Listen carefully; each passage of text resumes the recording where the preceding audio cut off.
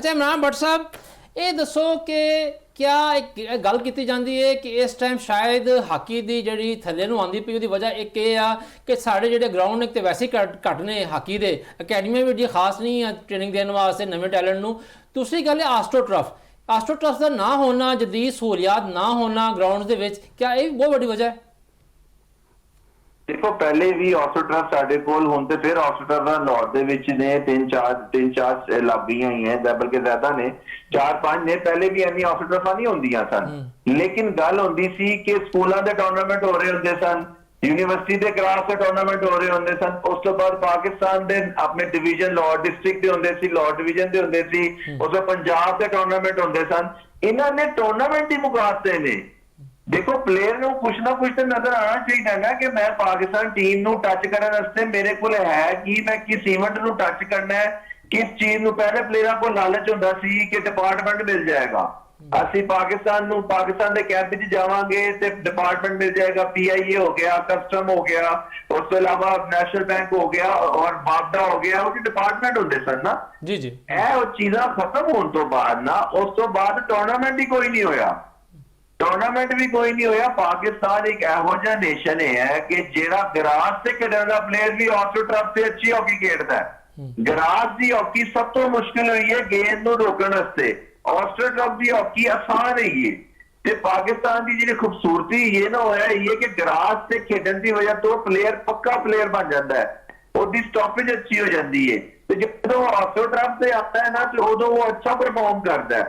मकसद है कि ऑस्ट्रोटर्फ ने पाकिस्तान की हॉकी को तबाह नहीं किया, पाकिस्तान हॉकी थले आने की वजह ये है कि साडे टूर्नामेंट ही मुक गए ने।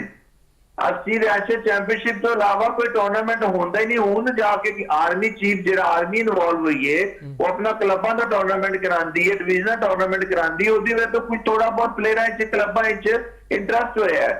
अकबर भाई पता होगा कि क्लबों के जो टूर्नामेंट होंगे सी लाहौर के देखने वाले होंगे सी, पाकिस्तान प्लेयर खेल रहे होंगे सी, 2 प्लेयर पाकिस्तान के अलावा होंगे सी, बाकी ताडे लोकल प्लेयर होंगे सी जेडे अपकमिंग होंगे सन। हुण वो चीज़ां रहियां नहीं, इस वजह तो पाकिस्तान की हॉकी का फूल भी मुकता गया ते ना ही प्लेयरां च इंटरस्ट पैदा होया। अच्छा भट्ट साहब, जरा जब मैं पहले गल कर रहा थी, क्या ये वक्त नहीं आ गया कि अस्सी भी जड़ा है डिविजनल सतह ते कोई हाकी दी प्रो लीग सिस्टम कोई होए, यानी कि एक तो मैच भी होन और नवा टैलेंट भी सामने आवे? सर वही गल देखो, बड़ी अच्छी गल की तुसीं, बिल्कुल यह चीज तो बहुत जरूरी है। हुण मैनूं यह समझ नहीं आती कि जे पिछले ओहदे दौरान बैठे इतने पिछले 20 सालों तो या 25 सालों तो बैठे सी, इन्हां कोल इन्ना टाइम नहीं सी कि मल्टीनेशनल कंपनियां को चले जाते, उन्होंने एक प्लेयर ही दे देंगे, 2 प्लेयर दे देते कि 2 प्लेयरों को स्पॉन्सर कर दिओ। ते उन्होंने 2 प्लेयरों को अगर स्पॉन्सर मिल जाता, साडे कोल टोटल कैंप का पूल ही 25 ਤੋਂ 26 बंदियां तो होता है। तुसीं उन्होंने सिक्योर कर लो प्राइवेट स्पॉन्सरशिपां दवा के, तुसीं जैस को चले जाओ, तुसीं पेप्सी को चले जाओ, तुसीं और मल्टीनेशनल कंपनियां इन्नियां ज्यादा ने उन्होंने को चले जाओ। कुछ साडे स्टार ने ਅਸੀਂ ਇਹ ਪਲਾਨ ਲੈ ਕੇ ਆਏ ਨੇ ਤੁਹਾਡੇ ਤੇ, ਇਹ ਤੁਹਾਨੂੰ ਕਮਰਸ਼ੀਅਲਾਈਜ਼ ਕਰੋ, ਇਹਨੂੰ ਇਹ ਪੈਸੇ ਦੋ, ਪਲੇਅਰ ਦਾ ਫਿਊਚਰ ਸਿਕਿਉਰ ਹੁੰਦਾ, ਪਲੇਅਰਾਂ ਚ ਇੰਟਰਸਟ ਪੈਦਾ ਹੁੰਦਾ ਕਿ ਅਸੀਂ ਟੀਮ ਵਿੱਚ ਰਹਿਣਾ, ਟੀਮ ਵਿੱਚ ਰਵਾਂਗੇ, ਸਾਨੂੰ ਸਪਾਂਸਰ ਮਿਲੇਗਾ, ਸਾਡੀ ਦਾਤ ਦਾ ਸਪਾਂਸਰ ਹੋਏਗਾ, ਫਿਰ ਸਾਨੂੰ ਡਿਪਾਰਟਮੈਂਟਾਂ ਨੂੰ ਵੀ ਨਹੀਂ ਦੇਖਣਾ ਪੈਣਾ ਸੀ। ਇਹ ਕੰਮ ਟੈਕਨੋਕ੍ਰੇਟ ਕਰ ਸਕਦੇ ਨੇ, ਹਾਕੀ ਦੇ ਓਲੰਪੀਅਨ ਐਡਮਿਨਿਸਟ੍ਰੇਸ਼ਨ ਦੇ ਵਿੱਚ ਇਹ ਕੰਮ ਨਹੀਂ ਕਰ ਸਕਦੇ।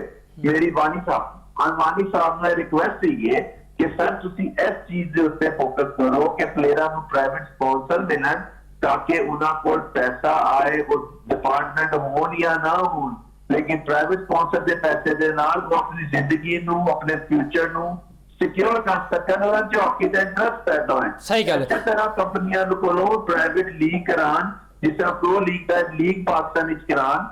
देखो पाकिस्तान दे विच हॉकी दा इंटरस्ट उदों पैदा होना है, क्रिकेट सब तो मुश्किल गेम थी अपने मुल्क कराने हालात तो बाद, तुसी क्रिकेट करा सकते हो। फेडरेशन की करती पई थी पुरानी कि तुसी सीरीज नहीं करा सके पाकिस्तान दे विच कोई इंटरनेशनल लेवल दी, अगर तुसी वो करा लेंदे ते स्पॉन्सर भी आंदे ते लोकां दा इंटरस्ट भी पैदा। बिल्कुल भट्ट साहब सही कह रहे हो कि ये होना चाहिए सीगा, जाहिर गल है करवाने की सोच या मनसूबाबंदी तो कौमी हाकी फेडरेशन ने करनी सी। अच्छा मियां असद सलीम साहब ये दसो, अगर असीं गल करिए कि पिछले 25 वरियां दे विच ਕੌਮੀ ਹਾਕੀ ਫੈਡਰੇਸ਼ਨ ਦੀ ਕਾਮਯਾਬੀ ਜਾਂ ਨਾਕਾਮੀ ਦੀ ਗੱਲ ਕਰੀਏ ਤੇ ਸਭ ਤੋਂ ਕਾਮਯਾਬ ਜਾਂ ਸਭ ਤੋਂ ਨਾਕਾਮ ਕਿਹੜਾ ਦੌਰ ਰਿਹਾ?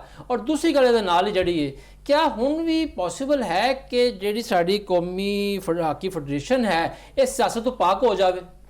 ਜੀ ਬਿਲਕੁਲ, ਹੁਣ ਜੋ ਹਾਲਾਤ ਬਣ ਰਹੇ ਹੈਗੇ ਨੇ ਉਹਦੇ ਬਾਅਦ ਜਿਹੜਾ ਹੈਗਾ ਨਾ ਉਮੀਦ ਹੈਗੀ ਹੈ ਕਿ ਮਾਮਲਾਤ ਬਹੁਤ ਸਿੱਧੇ ਜਾਣਗੇ, ਚੁੱਕਿ right man for the right job ਸਿਲਸਿਲਾ ਸ਼ੁਰੂ ਹੋ ਚੁੱਕਿਆ ਹੈ। ਟੈਕਨੋਕ੍ਰੇਟ ਜਿਹੜੇ ਗਏ ਨੇ ਉਹ ਇੱਧਰ ਆ ਗਏ ਨੇ, ਐਡਮਿਨਿਸਟ੍ਰੇਸ਼ਨ ਔਰ ਮਾਲੀ ਮਾਮਲਾਤ ਉਹ ਦੇਖਣਗੇ, ਦੂਸਰੇ ਜਿਹੜੇ ਗਏ ਨੇ ਖੇਲਾਂ ਦੇ ਵਿੱਚ ਉਹ ਜਿਹੜੇ ਪਲੇਅਰਸ ਹੈਗੇ ਨੇ ਉਹ ਜਿਹੜੇ ਗਏ ਨੇ ਕੋਚਿੰਗ ਦੇ ਜਾਂ ਐਡਵਾਈਜ਼ਰੀ ਬੋਰਡ ਦੇ ਵਿੱਚ ਸ਼ਾਮਲ ਹੋ ਗਏ ਨੇ। ਬਹੁਤ ਜ਼ਿਆਦਾ ਆਪਣਾ ਉਮੀਦ ਹੈਗੀ ਹੈ ਕਿ ਬਿਹਤਰੀ ਤਰਫ ਜਾਏਗਾ। ਸਭ ਤੋਂ ਵੱਡੀ ਜਿਹੜੀ ਗੱਲ ਹੈ, ਖਿਲਾੜੀਆਂ ਨੂੰ ਜਿੰਨੀ ਦੇਰ ਤੱਕ ਮੁਆਸ਼ੀ ਤੌਰ ਤੇ ਤੁਸੀਂ ਮਜ਼ਬੂਤ ਨਹੀਂ ਕਰੋਗੇ ਮਾਮਲਾ ਸਿੱਧੇ ਨਹੀਂ ਹੋ ਸਕਦੇ। ਹੁਣ ਇਹ ਕੰਮ ਕਰਨ ਦੀ ਬਹੁਤ ਜ਼ਿਆਦਾ ਜ਼ਰੂਰਤ ਹੈਗੀ ਹੈ। ਮੈਂ ਤੁਹਾਨੂੰ ਛੋਟੀ ਜਿਹੀ ਐਗਜ਼ਾਮਪਲ ਦੱਸਦਾ ਵਾਂ। 1968 ਦੇ ਜਿਹੜੇ ਮੈਕਸੀਕੋ ਓਲੰਪਿਕਸ ਦੇ ਜਿਹੜੀ ਫਤਿਹ ਟੀਮ ਦਾ ਕਪਤਾਨ ਸੀ ਡਾਕਟਰ ਤਾਰਕ ਅਜ਼ੀਜ਼, ਉਹਨਾਂ ਨਾਲ ਮੇਰੀ ਗੱਲਬਾਤ ਹੋ ਗਈ ਸੀ। ਉਹ ਕਹਿੰਦੇ ਮੀਆਂ ਸਾਹਿਬ ਜਦੋਂ ਅਸੀਂ ਹਾਕੀ ਖੇਡਦੇ ਗਏ ਸੀ, ਅਸੀਂ ਜਿਹੜਾ ਕੋਈ ਥੋੜੀ ਜਿਹੀ ਅੱਛੀ ਹਾਕੀ ਖੇਡਦੇ ਸੀ ਨਾ ਤੇ ਸਾਨੂੰ 2-2 3-3 ਡਿਪਾਰਟਮੈਂਟ ਦੇ ਲੈਟਰ ਆਏ ਹੁੰਦੇ ਸੀ। ਕਸਟਮ ਕਹਿੰਦਾ ਸੀ ਸਾਡੇ ਕੋਲ ਆ ਜਾਓ, PIA ਕਹਿੰਦਾ ਸੀ ਸਾਡੇ ਕੋਲ ਆਉਂਦਾ ਸੀ, ਬੈਂਕ ਕਹਿੰਦੇ ਸੀ ਸਾਡੇ ਕੋਲ ਆ ਜਾਓ। ਹੁਣ ਪਲੇਅਰਾਂ ਕੋਲ ਇਨਸੈਂਟਿਵ ਕੀ ਹੈਗਾ? ਤੁਸੀਂ ਇਨਸੈਂਟਿਵ ਦਿਓ। ਔਰ ਸਭ ਤੋਂ ਵੱਡਾ ਅਗਰ ਤੁਸੀਂ ਕਿਬਲਾ ਦਰੁਸਤ ਕਰਨਾ ਹੈਗਾ ਨਾ ਕੌਮੀ ਖੇਲ ਦਾ, ਤੁਸੀਂ ਫੌਰੀ ਤੌਰ ਤੇ ਟੈਲੈਂਟ ਹੰਟ ਪੂਰੇ ਪਾਕਿਸਤਾਨ ਦੇ ਵਿੱਚ ਬਿਲਕੁਲ ਮੈਰਿਟ ਤੇ ਟੈਲੈਂਟ ਹੰਟ ਕਰੋ। ਉਹਦੇ ਵਿੱਚ ਜਿਹੜੇ ਹੈਗੇ ਨੇ ਜਿਹੜੇ ਬਿਹਤਰੀਨ ਪਲੇਅਰ ਹੈਗੇ ਨੇ ਉਹਨਾਂ ਨੂੰ ਜਿਹੜਾ ਹੈਗਾ ਨਾ ਇਕੱਠੇ, ਜਿਸ ਤਰੀਕੇ ਨਾਲ ਪਾਕਿਸਤਾਨ ਕ੍ਰਿਕਟ ਬੋਰਡ ਕਰਦਾ ਹੈ, ਉਹਨਾਂ ਨੂੰ ਕਰਕੇ ਤਕਰੀਬਨ ਕੋਈ 50 ਦੇ ਕਰੀਬ ਜਾਂ 60-70 ਜਿੰਨੇ ਤੁਹਾਨੂੰ ਬਿਹਤਰ ਹੈਗੇ ਨੇ। ਨੈਸ਼ਨਲ ਕ੍ਰਿਕਟ ਅਕੈਡਮੀ ਜਿਸ ਤਰ੍ਹਾਂ ਬਣੀ ਹੈ ਇਸ ਤਰ੍ਹਾਂ ਦੀ ਤੁਹਾਨੂੰ ਇੱਕ ਅਕੈਡਮੀ ਬਣਾਉਣੀ ਚਾਹੀਦੀ ਹੈ। ਉਹ ਜਿਹੜੇ ਤਮਾਮ ਜਿਹੜਾ ਟੈਲੈਂਟ ਹੈਗਾ ਉਹਨੂੰ ਜਿਹੜਾ ਗਾਣਾ ਤੁਸੀਂ ਇੱਥੇ ਜਿਹੜਾ ਹੈਗਾ ਨਾ ਆਪਣਾ ਉਹ ਜਿਹੜੇ ਤੁਸੀਂ ਅਕੈਡਮੀ ਬਣਾਓਗੇ ਉਹਦੇ ਵਿੱਚ ਇਕੱਠੇ ਕਰੋ। ਉਹਨਾਂ ਦੀ ਬਾਕਾਇਦਾ ਜਿਹੜੇ ਹੈਗੇ ਨੇ ਨਾ ਪਾਕਿਸਤਾਨ ਦੇ ਜਿਹੜੇ ਮਾਇਆਨਾਜ਼ ਜਿਹੜੇ ਹੈਗੇ ਨੇ ਪਲੇਅਰ ਰਹਿ ਚੁੱਕੇ ਨੇ ਮਾਜ਼ੀ ਦੇ, ਉਹਨਾਂ ਦੀ ਖਿਦਮਾਤ ਉਹ ਜਿਹੜੇ ਹੈਗੇ ਨੇ ਇੱਥੇ ਆ ਕੇ ਜਿਹੜੇ ਹੈਗੇ ਨੇ ਨਾ ਪਲੇਅਰਾਂ ਨੂੰ ਸਿਖਾਉਣ। ਜਿਸ ਤਰੀਕੇ ਨਾਲ ਗੋਲ ਕੀਪਿੰਗ ਵਾਲਾ ਹੈਗਾ ਉਹ ਗੋਲਕੀਪਰ ਜਿਹੜੇ ਹੈਗੇ ਨੇ ਉਹਨਾਂ ਨੂੰ ਸਿਖਾਵੇ, ਜਿਹੜਾ ਪੈਨਲਟੀ ਕਾਰਨਰ ਜਾਂ ਫਾਰਵਰਡ ਪਲੇਅਰ ਹੈਗਾ ਜਾਂ ਡਿਫੈਂਡ ਜਿਹੜਾ ਹੈਗਾ, ਇਹ ਸਾਰੇ ਦੇ ਸਾਰੇ ਜਿਹੜੇ ਹੈਗੇ ਨੇ ਨਾ ਇਹਨਾਂ ਨੂੰ ਬਾਜ਼ੀ ਦੇ ਜਿਹੜੇ ਪਲੇਅਰ ਉਹ ਵੀ ਇੰਗੇਜ ਹੋ ਜਾਣਗੇ, ਉਹਨਾਂ ਦੀ ਵੀ ਕੋਈ ਰੋਜ਼ੀ ਰੋਟੀ ਲੱਗ ਜਾਏਗੀ ਤੇ ਪਲੇਅਰ ਜਿਹੜੇ ਹੈਗੇ ਨੇ ਇਹਨਾਂ ਨੂੰ ਵੀ ਸਿੱਖਣ ਦਾ ਮੌਕਾ ਮਿਲ ਜਾਏਗਾ। ਤੇ ਬੜਾ ਕੁਝ ਕਰਨ ਦੀ ਜ਼ਰੂਰਤ ਹੈਗੀ ਹੈ। ਔਰ ਜਿਸ ਤਰੀਕੇ ਨਾਲ ਹਾਲਾਤੋਂ ਵਾਕਿਆ ਨਜ਼ਰ ਆ ਰਹੇ ਹੈਗੇ ਨੇ ਉਮੀਦ ਹੈਗੀ ਹੈ ਔਰ ਮੇਰਾ ਖਿਆਲ ਹੈ ਕਿ ਦੁਨੀਆ ਉਮੀਦ ਤੇ ਹੀ ਕਾਇਮ ਹੈਗੇ। ਜਦੋਂ ਤੁਸੀਂ ਆਪਣਾ ਮਾਯੂਸ ਹੋ ਜਾਓਗੇ ਉਹਦੇ ਬਾਅਦ ਮਾਯੂਸੀ ਤਾਂ ਬਿਲਕੁਲ ਜਿਹੜਾ ਗਾਣਾ ਵੈਸੇ ਵੀ ਸਾਡਾ ਮਜ਼ਹਬ ਵੀ ਕਹਿੰਦਾ ਹੈ ਕਿ ਵੈਸੇ ਨਾ ਸਾਡੀ ਸਿਆਸੀ ਹੁਕੂਮਤਾਂ ਤੇ 5 ਸਾਲਾ ਮਨਸੂਬੇ ਦਾ ਐਲਾਨ ਕਰਦੀਆਂ ਰਹਿੰਦੀਆਂ ਨੇ ਤੇ ਉਹ 5 ਸਾਲ ਕਦੀ ਵੀ ਹੁਕੂਮਤ ਆ ਵੀ ਪੂਰੀ ਨਹੀਂ ਕਰ ਪਾਉਂਦੀ। ਇਹ ਦੱਸੋ ਕਿਆ ਕੌਮੀ ਹਾਕੀ ਨੂੰ ਤਰੱਕੀ ਦੇਣ ਵਾਸਤੇ ਇਹਦੀ ਜੜ੍ਹਾਂ ਮਜ਼ਬੂਤ ਕਰਨ ਵਾਸਤੇ ਕੋਈ ਇੱਕ ਐਸੀ ਪਾਲਿਸੀ ਕੌਮੀ ਹਾਕੀ ਪਾਲਿਸੀ ਜਿਹੜੀ ਕਿ ਕਮ ਸੇ ਕਮ 5 ਸਾਲ ਰਵੇ ਔਰ ਹੁਕੂਮਤ ਆਵੇ ਜਾਵੇ, ਉਹ ਪਾਲਿਸੀ ਜਿਹੜੀ ਡਿਸਟਰਬ ਨਾ ਹੋਵੇ? ਇਹ ਬਹੁਤ ਵੱਡੀ ਤਜਵੀਜ਼ ਤੁਸੀਂ ਦੇ ਦਿੱਤੀ ਹੈਗੀ ਹੈ ਕਿ ਬਿਲਕੁਲ ਜਿਹੜੀ ਇਹ ਕੰਸਿਸਟੈਂਸੀ ਜਿਹੜਾ ਹੈਗਾ ਨਾ, ਤਸਲਸਲ ਜਿਹੜਾ ਹੈਗਾ ਨਾ, ਇਹ ਬਹੁਤ ਜ਼ਿਆਦਾ ਜ਼ਰੂਰੀ ਹੈਗਾ। ਯਾਨੀ ਕਿ ਉਹੀ ਤੁਹਾਡੀ ਗੱਲ ਹੈਗੀ ਹੈ 5 ਸਾਲ ਦਾ 10 ਸਾਲ ਦਾ ਜਿਹੜਾ ਹੈਗਾ ਨਾ ਮਨਸੂਬਾ ਬਣਾ ਲੈਣਾ ਚਾਹੀਦਾ ਹੈ ਕਿ ਬਈ ਇਸ ਤਰੀਕੇ ਨਾਲ ਜਿਸ ਤਰ੍ਹਾਂ ਮੈਂ ਵੀ ਤਜਵੀਜ਼ ਦਿੱਤੀ, ਇਮਰਾਨ ਬਾਟ ਸਾਹਿਬ ਨੇ ਵੀ ਦਿੱਤੀ, ਉਹ ਤੁਹਾਡੀ ਬਹੁਤ ਅੱਛੀ ਤਜਵੀਜ਼ ਹੈਗੀ ਹੈ।